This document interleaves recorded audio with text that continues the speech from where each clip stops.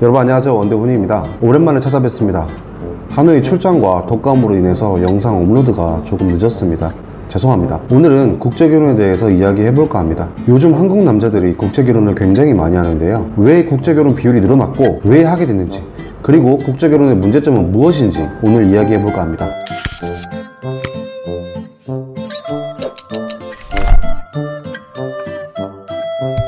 2018년 기준 한국인 국제결혼 중 베트남인이 최다라고 합니다. 통계청 자료를 보면 한국인과 외국인이 결혼해 2018년 국내에서 신고한 혼인은 22,698건이라고 합니다.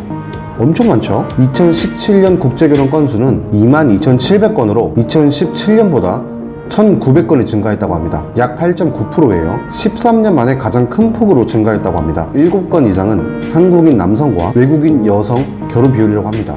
약 73.2%라고 합니다. 외국인과의 이혼은 7,100건으로 2017년과 유사하다고 합니다. 외국인 안의 국적은 베트남 약 38.2%, 2위 중국 22.1%, 3위 태국 9.4%로 베트남인이 가장 많았습니다. 현재 한국과 베트남인의 결혼 비율은 1위입니다. 중개업을 통한 한배 결혼의 비율은 약 69.2%라고 합니다. 10명 중 7명은 중개업, 즉 국제결혼 업체를 통해서 결혼을 한다는 거죠. 우리나라 국제결혼이 증가하는 이유는 무엇일까요? 맨 처음 시작은 농촌에 사는 총각들로 시작됩니다. 농촌에 사는 총각들과 결혼하지 않으려는 한국 여자들 때문에 다른 나라 여자를 찾으면서 자연스레 국제결혼이 시작되었고, 지금은 국제결혼에 대한 인식이 변하면서 일반인들 또한 찾는 경우가 많습니다. 요즘 한국 사람들과 결혼하기 굉장히 까다로워졌죠. 경제가 어려워지면서 따지는 게 굉장히 많아지고 요구사항이 굉장히 많아지기 시작하면서 만약 결혼을 하더라도 자식을 낳지 않는 딩크족도 많이 생겨나고 있죠. 이런 이유들 때문에 저같이 어린 친구들은 결혼을 하지 않고 혼자 사는 것을 추구하거나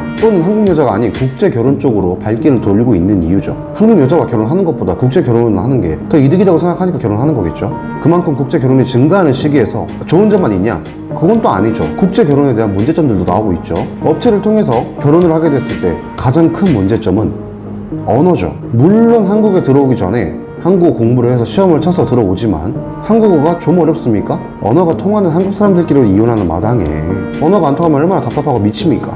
뭐 때로는 언어가 안 통해서 싸울 것도 안 싸우고 넘어가는 경우도 있겠죠. 하지만 이게 얼마나 많겠습니까? 그로 인해 오해도 생기고요. 업체를 통해서 결혼하게 된다면 베트남 여성과 맞선 후 평균 4.4일 만에 결혼을 하게 된다고 합니다. 이 이야기는 당연히 서로 알아가기도 전에 결혼을 한다는 거예요. 당연히 서로를 모르니까 문제도 많이 생기겠죠. 한국에 대한 문화도 모르고 이해하기도 어렵고 혼자 처음에 한국에 와서 사는데 얼마나 힘들겠습니까? 그래도 이렇게 언어가 안 통하거나 문화를 이해하기까지 걸리는 시간 등등, 차라리 이런 이유는 감사하죠. 극복이라도 할 수 있죠. 하지만 애초에 만약 사기를 치려고 악용하려고 한 결혼이라면 이런 사례들은 수없이 있었죠. 입국 한 달 만에 와이프가 사라져 있고 자기 친언니가 한국에 있으니 친언니 집으로 도망가고 한국에 온 지 얼마 안 돼서 베트남으로 다시 귀국하고, 그래서 결혼업체에 문의하고 와이프 부모님한테 물어봤더니 부모님이 하는 소리가 여기에 없다라는 소리만 하고, 또 현지에 베트남 남자친구가 있을 수도 있는 거고, 아니면 한국 여자 불법 체류 또는 취업 비자로 돈 벌러 와 있는 베트남 남자와 바람을 피기도 합니다. 잦은 돈을 요구하는 베트남 여자도 있고요. 한국 국적만 받고 도망가려는 일도 많고요. 위장 결혼을 하는 베트남 신부들이 많이 있어요.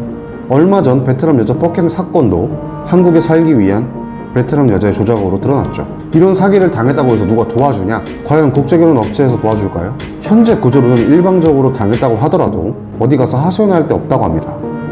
그냥 돈만 날리는 거예요. 그냥 정신적 피해하고, 남자 쪽에서 사전에 이 결혼은 사기 결혼이다 라는 것을 알 수 있는 방법은 없습니다. 사실 저는 업체를 통해서 결혼하는 것을 선호하지는 않아요. 국제결혼도 이 여자가 사기 결혼을 하려는 건지 위장 결혼을 하려는 건지 알 수가 없거든요. 제일 좋은 방법은 사실 이 사람과 연애를 해보고 결혼하는 게 가장 좋은 방법이겠죠. 하지만 여건이 안 되기 때문에 업체를 통해서 결혼하시는 분들이 굉장히 많을 거라고 생각해요. 그렇기 때문에 국제결혼 업체들도 굉장히 많이 생기는 거고요. 근데 어쩔 수 없이 업체를 통해서 결혼을 꼭 하셔야겠다 이런 분들, 결혼하기 전에 좀 더 신중하게 생각하셔서 결정하셨으면 좋겠습니다. 업체를 통해서 맞선을 통해서 아무리 결혼한다고 해도 첫인상만으로 평생 살 여자를 선택한다는 게 쉬운 게 아니거든요. 오늘은 국제결혼에 대해서 알아봤습니다. 다음에 또 좋은 영상으로 찾아뵙겠습니다. 감사합니다.